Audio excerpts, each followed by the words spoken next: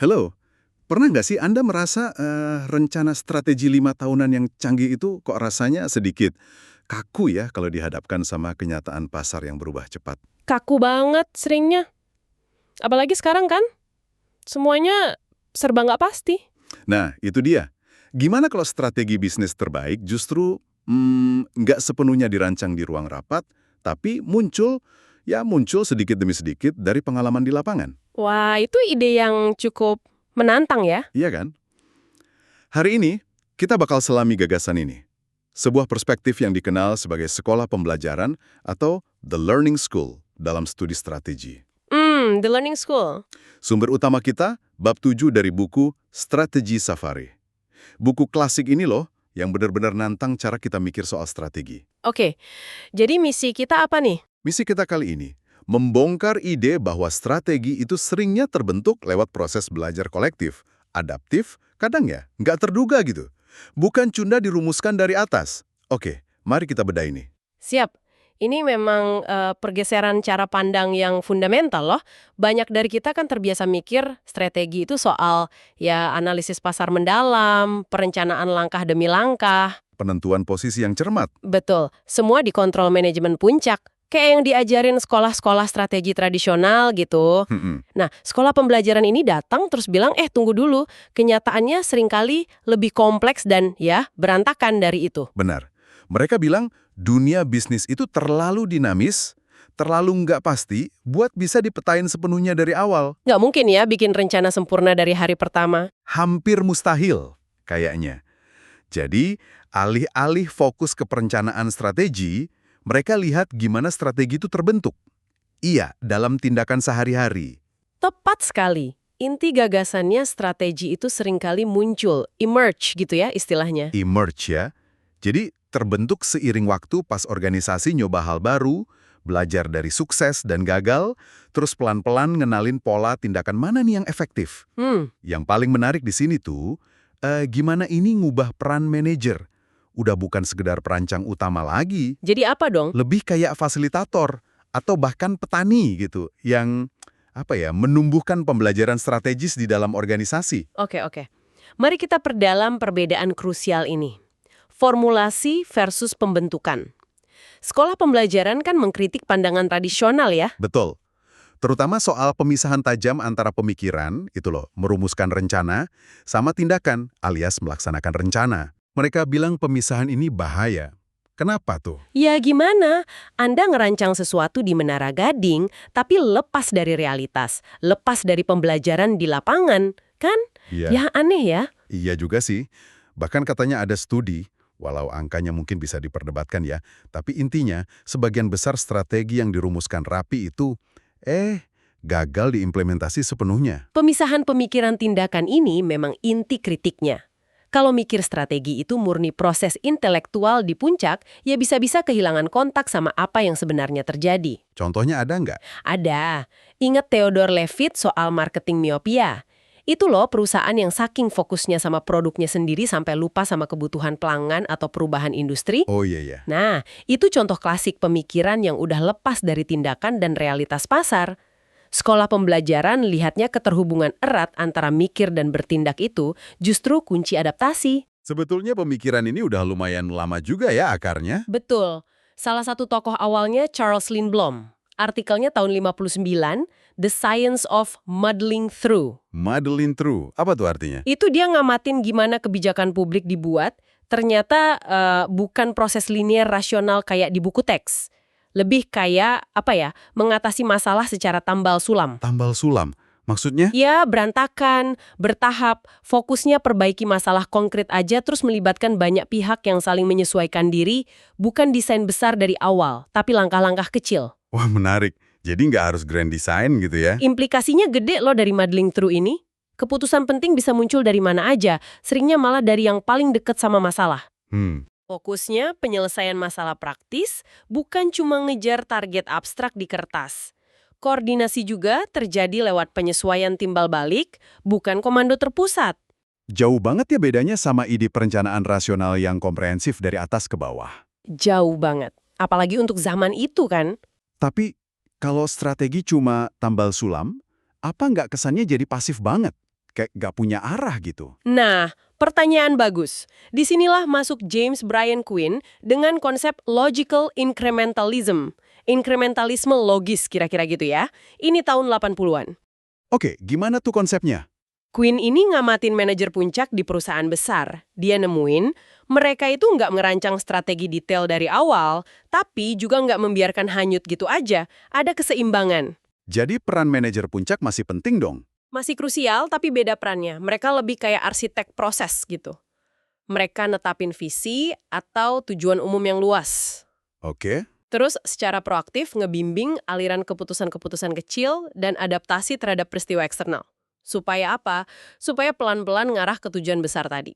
Caranya gimana ngebimbing ya? Macam-macam taktiknya. Misalnya, bangun kesadaran dan dukungan internal pelan-pelan, luncurin proyek percontohan, atau balon percobaan buat ngetes ide. Kayak trial gitu ya? Iya, trial. Terus, secara bertahap mengkristalkan fokus strategis pas pemahamannya udah makin jelas. Quinn ini kayak jembatan lah antara sekolah preskriptif sama pembelajaran. Masih ada kepemimpinan kuat tapi ngakuin realitas belajar dan adaptasi langkah demi langkah. Oke, ini membawa kita ke gagasan intinya Henry Mintzberg ya, soal perbedaan antara strategi yang direncanakan atau deliberate strategy. Dan strategi yang muncul, emergent strategy. Betul. Deliberate strategy itu kan niat yang dirumuskan sadar, terus berhasil diwujudkan, gitu kan ya? Ya, idealnya gitu. Tapi seringkali apa yang sebenarnya terjadi itu beda. Muncul pola konsisten dalam tindakan organisasi yang nggak sepenuhnya direncanakan atau malah beda dari rencana awal. Nah itu dia, emergent strategy. Contoh sederhananya gini deh. Mungkin perusahaan awalnya fokus jual produk A. Tapi karena tim sales nemu ada permintaan kuat buat layanan pendukung B pas ngobrol sama pelanggan, mereka mulai nawarin itu, mungkin awalnya kecil-kecilan. Lama-lama layanan B jadi penting banget, terstruktur, bahkan jadi sumber pendapatan utama. Wah. Nah, strategi buat layanan B ini kan muncul, bukan direncanain dari awal sebagai inti bisnis. Jadi nggak selalu hitam putih ya, direncanakan atau muncul gitu aja. Jarang banget. Di dunia nyata, strategi itu jarang 100% direncanakan atau 100% muncul. Biasanya ya kombinasi keduanya. Ada niat awal, tapi pasti ada adaptasi, ada pembelajaran sepanjang jalan. Dan pembelajaran ini nggak harus datang dari atas kan? Ada Robert Burgelman yang neliti soal ini. Betul, Burgelman. Dia nunjukin gimana inisiatif strategis baru seringkali justru lahir dari manajer lini depan atau tingkat menengah. Kenapa dari mereka? Ya karena mereka yang hadapin langsung pelanggan, teknologi baru, atau masalah operasional. Mereka sering punya wawasan unik soal peluang atau ancaman yang mungkin kelewat sama manajemen puncak. Masuk akal sih. Modelnya Burgelman kan nunjukin itu. Ada inisiatif otonom dari bawah, terus didorong sama champion di level menengah yang perjuangin ide itu. Champion, kayak pahlawannya gitu ya? Semacam itu. Nah, kalau inisiatif ini terbukti oke dan dapat dukungan, dia bisa berinteraksi sama sistem yang ada dan akhirnya bahkan bisa ngubah konsep strategi perusahaan secara keseluruhan. Wow, jadi pembelajaran dari eksperimen di bawah bisa naik ke atas gitu? Bisa banget. Bisa merambat ke atas dan ngebentuk ulang arah strategis. Nah, coba Anda pikirkan sejenak deh di tempat Anda kerja. Ide-ide strategis yang paling menarik biasanya datang dari mana? Apa selalu dari pengumuman resmi di atas? Atau seringnya justru dari obrolan informal, dari proyek-proyek kecil di lapangan? Pertanyaan menarik buat direnungkan. Nah, ngomong-ngomong soal contoh, ada satu contoh klasik banget yang sering dipakai buat gambarin pertarungan antara pandangan perencanaan sama pembelajaran ini. Apa tuh? Kisah masuknya Honda ke pasar motor Amerika Serikat. Ada dua versi cerita yang beda banget loh. Oh, kasus Honda ya? Ya, sering dengar. Gimana tuh bedanya? Versi pertama, yang sering dikaitin sama konsultan kayak BCG gitu ya, itu ngelukisin Honda sebagai perencana jenius. Yang versi rapihnya ya? Iya, versi rapi. Mereka analisis cermat, nemu celah pasar motor kecil yang kelewat, terus eksekusi strategi biaya rendah, skala ekonomi, pokoknya terstruktur, rasional banget. Kedengerannya hebat sih. Tapi ada Richard Pascale.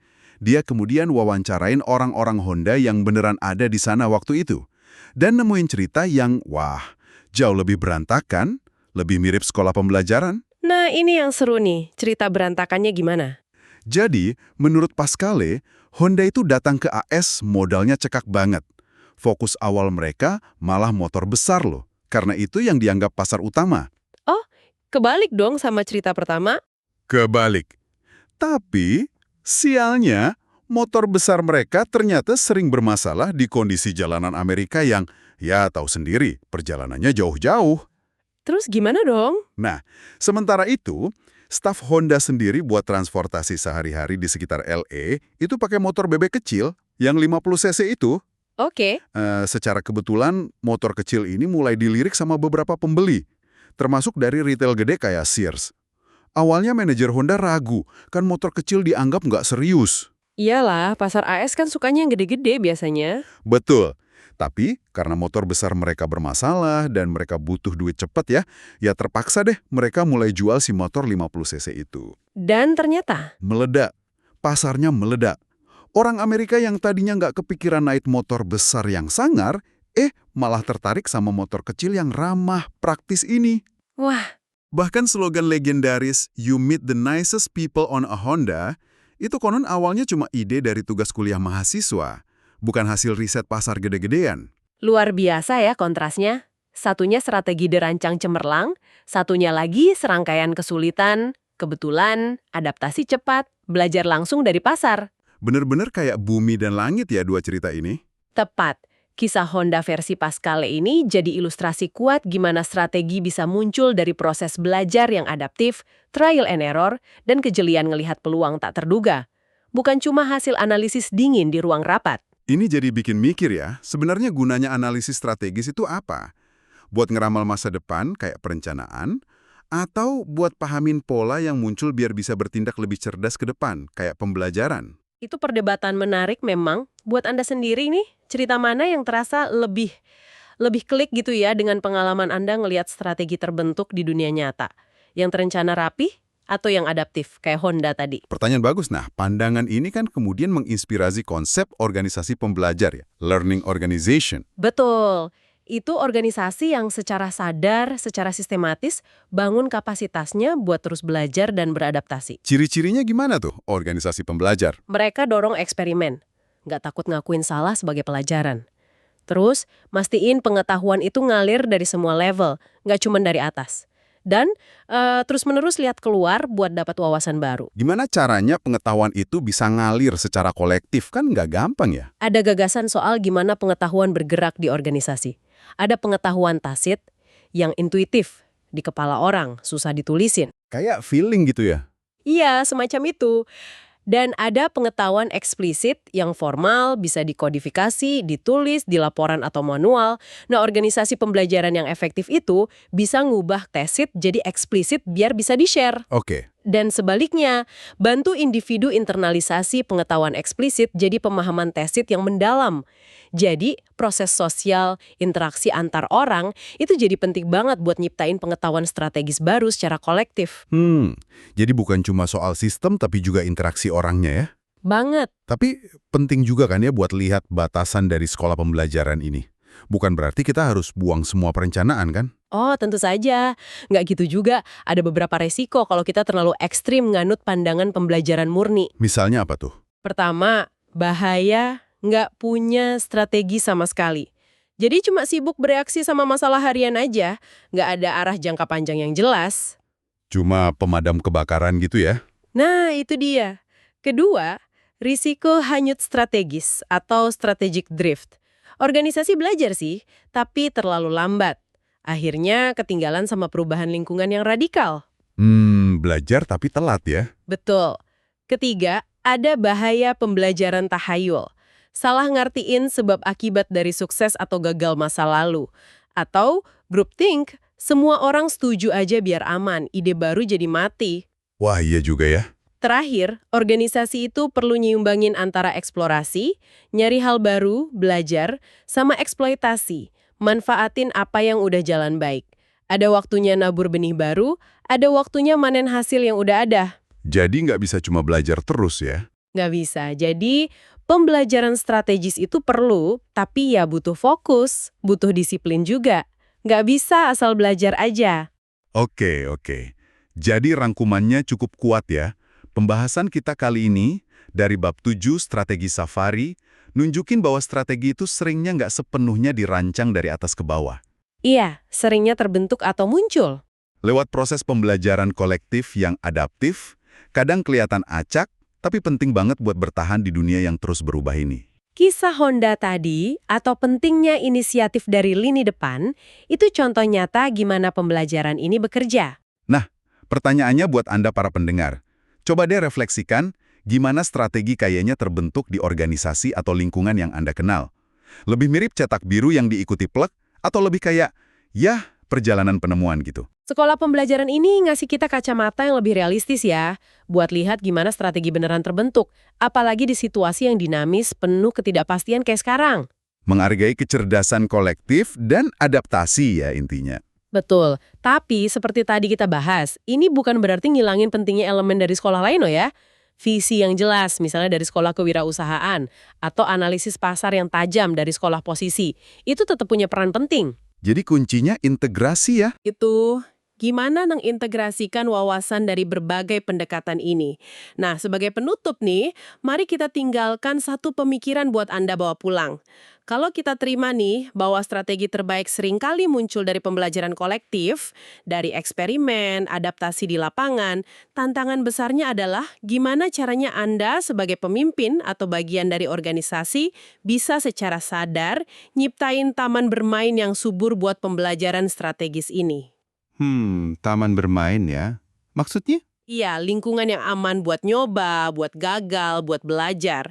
Gimana dorong eksperimen dan adaptasi tanpa kehilangan arah atau kontrol sama sekali. Dan sebaliknya gimana ngasih arah tanpa malah matiin inisiatif dan pembelajaran dari bawah. Wah, itu tantangan banget sih. Menemukan keseimbangan antara nuntun dan membiarkan tumbuh ini, mungkin ya, itu seni tertinggi dalam manajemen strategis di era sekarang. Pertanyaan yang sangat relevan dan menantang. Terima kasih banyak sudah menyimak penjelajahan kita mengenai sekolah pembelajaran ini. Semoga diskusi ini memberi Anda perspektif baru ya dalam memandang proses strategi. Semoga bermanfaat. Jangan ragu untuk menggali lebih dalam sumber yang kita bahas hari ini. Sampai jumpa di pembahasan berikutnya.